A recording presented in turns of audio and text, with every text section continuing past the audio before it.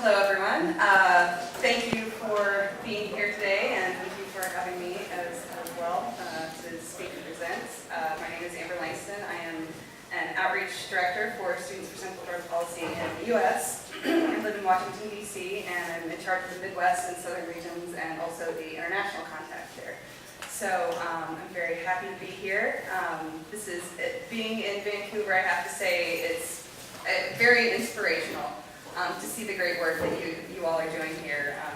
I think we really, the U.S. needs to have a good model in order to change our policies, because obviously what we're doing there affects everybody everywhere pretty much, and we're working on it. We're trying to make things better there, but it's really great that our cousins to the north can sort of lead the way for us. And yeah, you guys are, you're kind of like, the sort of cousin that we have a secret crush on, and we kind of want to make out with you guys, but we're not supposed to talk about socialism, and but we'll get there, Let's see. So anyway, a little bit of history about SSDP. We were founded in 1998 when there was a provision that was introduced into our Higher Education Act, which basically states that anyone convicted of a drug crime can't get financial aid for college. So it's pretty ridiculous, offensive, ludicrous law, and so a few students got together and said, hey, we're trying to help youth who are at risk for substance abuse issues, should we give them an education? So we've been fighting that law ever since 1998, and we've managed to, a couple years ago, get it scaled back a little bit so that it's no longer retroactive. So, for example, if somebody, had gotten busted with a joint when they were 18 and, had kids and got kids out of the house and they're 50 and they want to go back to school, they actually can do that now. Yeah. And we're actually very hopeful that there will be some substantial changes to that law in the near future. There was recently, there's a bill that's still pending that has gone through House committee, without going into all of the ridiculous details here.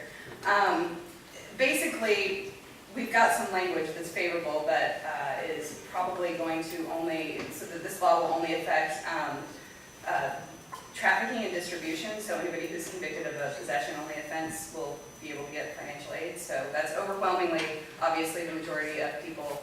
There was the original author of the amendment was not very happy about this, and so he pulled this parliamentary procedure to try and get this language, taken out so that, nothing would change. And after it had already gone through committee, and basically, so we had, a day of action with our chapters of SSDP, and over about a 2-day period, we had about 10,000 people who visited our website about this action, and just got calls pouring into Congress, and he withdrew his amendment, and he's trying to, negotiate with the committee so that this will still affect felony possession convictions, which is still a very, very small percentage. So, and that may not even happen, but he basically said on the House floor, I withdraw my amendment, I was going to lose today. So it's a big success on our part, and I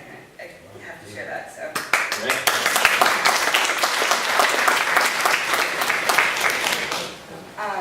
Right now, we have, we have around 150 chapters of SSDP in the U.S., and that number is growing significantly.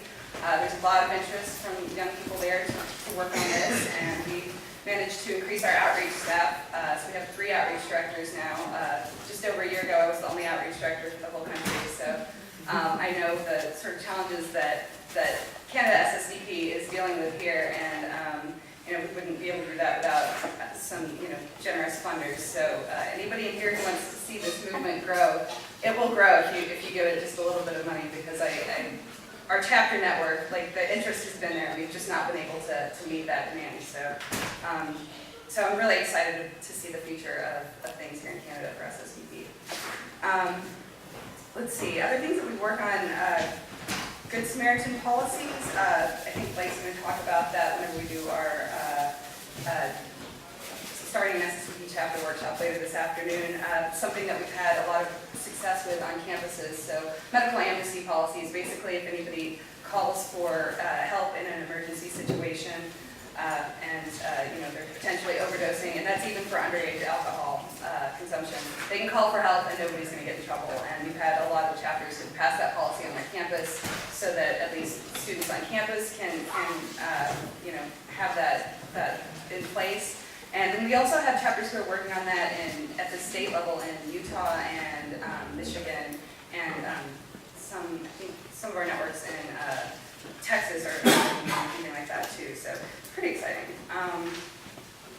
Upcoming, we have a couple of things that it's all very exciting. I know I keep saying that, but it really is great.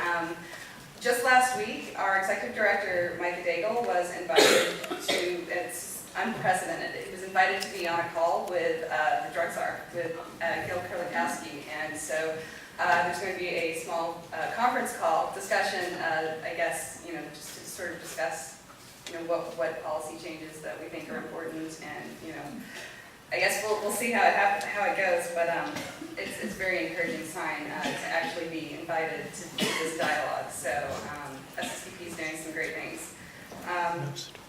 One of our actions that's highlighted that's coming up this next month, actually, we'll be doing a day of action or a week of action for our chapters on this Blue Ribbon Commission.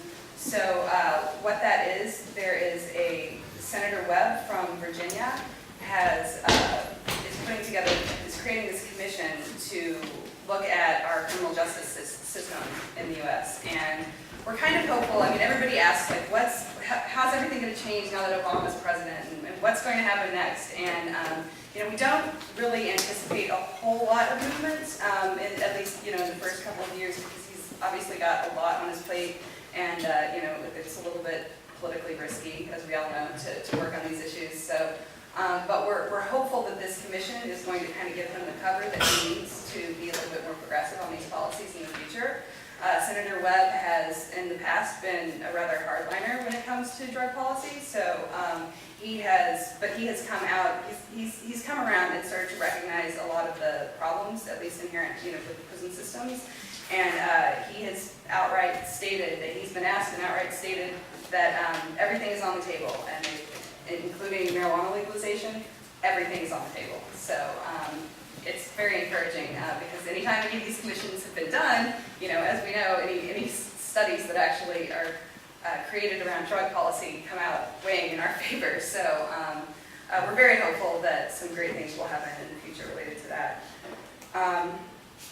One of the things that I also want to mention that's definitely it's U.S.-based, but things that are happening on the border with Mexico are a really huge issue for the U.S., and I think this is potentially one of the ways that we can really get the conversation, to be meaningful for people in the U.S. We're short on time. I didn't realize I had so much to say.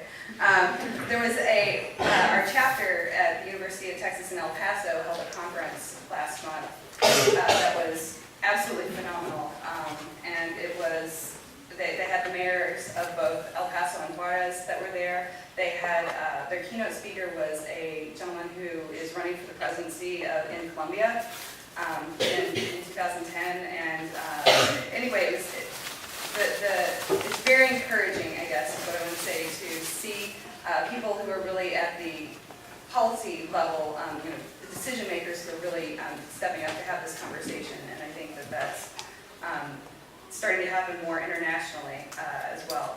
So let's see. All right, so internationally speaking, SSCP has networks in a few places, and we're kind of like set up a little bit like the UN, in that everybody's sort of self-governing, which is, Canada SSCP, you guys are about the strongest that we have in our sister network, but UK SSCP has also started in the last year and a half. They're doing really great. They're having their first